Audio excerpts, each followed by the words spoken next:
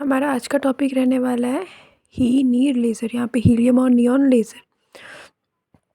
The HeNe laser was the first laser to be operated successfully and fabricated by Ali Javin and his co-worker Bell Telephone Laboratories in USA in 1961। जो हीनी laser है ये first gas laser है जिसको हमने successfully operate किया था। इसको अली जेविन ने और उसके कोवर्क ने टेलीफोन लेबोरेटरीज़ में यूएसए में 1961 में बनाया था। अब देखिए कंस्ट्रक्शन कैसे है। इसके लिए हमें क्या चाहिए होता है, 2 मिरर्स चाहिए होता है, जहाँ पे को mirror M1 and mirror M2। जो मिरर M1 होना चाहिए वो होना चाहिए फुली रिफ्लेक्टिंग, और जो M2 होना चाहिए वो होना चाहिए पार्शियली रिफ्लेक्टिंग। और इसके बाद देखिए बीच में ये इसको बोलते हैं हम नैरो डिस्चार्ज ट्यूब। ये क्या होती है देखिए 25 to 100 centimetre in length and 1 centimetres की डायमीटर होती है सॉरी। इसके अंदर भरी होती है हीलियन एंड नियॉन, जिसका रेशियो होता है 10:1। ये क्या होता है, इलेक्ट्रोड्स होता है। ये था इसका पूरा कंस्ट्रक्शन। यहाँ पे जो हीलियम होता है वो 1 mm ऑफ Hg होता है यानी मरकरी पे, और जो नियॉन होता है वो 0.1 mm ऑफ Hg। तो ये था हमारा हीनी लेज़र, इसके कंस्ट्रक्शन को आप अच्छे से देख लीजिए। अब देखिए इसके बाद हम इसके वर्किंग करें उससे पहले इसके कैरेक्टरिस्टिक्स को देख लीजिए। ये क्या होता है, एक 4 लेवल लेज़र होता है। It is easy to construct ये एंड रिलायबल इन ऑपरेशन। ये कंस्ट्रक्ट करने में ईजी होता है, रिलायबल होता है। It works on continuous mode, ये लगातार काम करता है। It does not require cooling apparatus, इसमें हमें एपरेटस को कूल देन कूल करने की ज़रूरत नहीं होती है, कंटिन्यूस मैनर में चलता है। और यहाँ पे ये देख लीजिए जो अब यहाँ पे जो हीलियम और नियॉन है, जो नियॉन यहाँ पे मेनली नियॉन होती है क्या हमारी laser produce gas, in the sense इसमें क्या होता है लेज़र प्रोड्यूस होता है। जबकि जो हीलियम का काम होता है वो होता है कि जो नियॉन के एटम को एक्साइटेड करना। हम आगे पढ़ेंगे, अभी इतना समझ लीजिए। यहाँ पे को जो मेन रोल होता है वो नियॉन का होता है, और हीलियम क्या करता है उसको एक्साइट करता है। ये क्या होती है, रेजोनेटर कैविटी है। अब इसके बाद से देखिए नेक्स्ट क्या है, the light from the HeNe laser is more directional more chromatic. ये क्या होती है, मोर डायरेक्शनल होती है, मोर क्रोमेटिक होती है, मोर कोहेरेंट होती है, अलग सॉलिड स्टेट लेज़र से। इट एम्प्लॉयज़ इलेक्ट्रिकल पंपिंग, इसमें हम क्या यूज़ करते हैं, इलेक्ट्रिकल पंपिंग। अब देखिए इसके principle working and energy level diagram देखने से पहले इसको देख लीजिए। ये क्या है, हीलियम एट ग्राउंड स्टेट, ये है neon eight ground state. Helium का देखिए क्या है, 2s1 और 2s3। तो यहाँ पर से देखिए मैंने आपको बोला था हीलियम क्या करता है, सिर्फ हीलियम का काम नियॉन के उसको एक्साइटेड करने का होता है।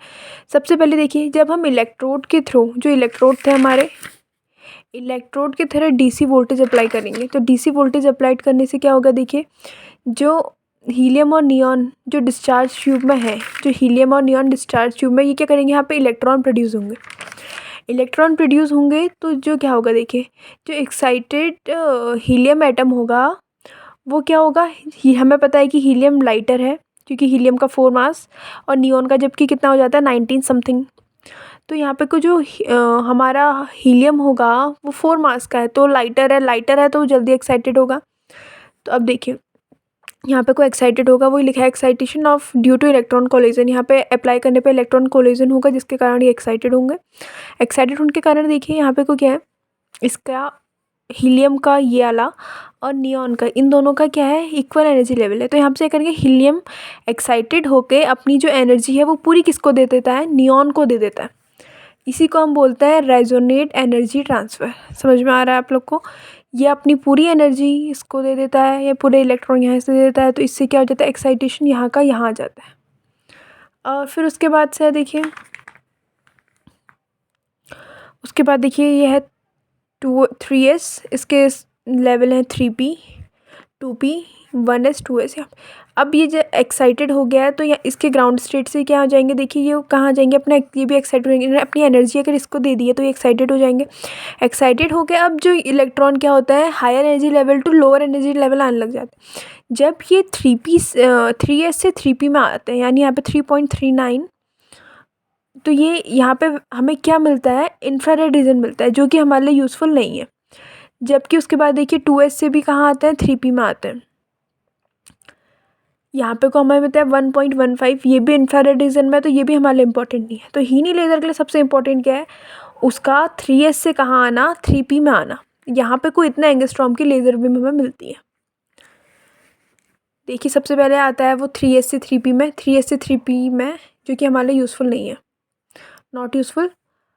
2s से 2p में आता है, it is also not useful. But इतने एंगस्ट्रॉम की हमें लेज़र बीम मिलती है जब वो 3s से कहाँ आता है, 3p में आता है। इसी को यहाँ पे दिखाया गया है हीलियम। यहाँ पे एक्साइटेड होगा तो ये क्या बनेगा, एक्साइटेड हीलियम एटम बनेगा। जैसे ही वो नियॉन से रिएक्ट करेगा तो यहाँ पे नियॉन एक्साइट हो जाएगा और हीलियम आ जाएगा। तो यहीं पे को हमें लेज़र लाइट क्या मिलती है। अब देखिए क्या क्या एप्लीकेशन होते हैं हीनी लेज़र के। ये जो नैरो रेड बीम होता है हीनी लेज़र का, हीलियम और नियॉन का, ये यूज़ होता है सुपरमार्केट में बारकोड को रीड करने के लिए। जैसे हम मॉल्स में जाते हैं तो वो बारकोड को रीड करते हैं। Holography produce 3D image object में। बहुत सारे इंडस्ट्रियल एंड साइंटिफिक यूज़ होते हैं इसके, और ये इसका डेमोस्ट्रेशन होता है ऑप्टिक्स में। तो ये था हमारा topic helium neon laser. Hope so आप लोग को समझ में आया होगा।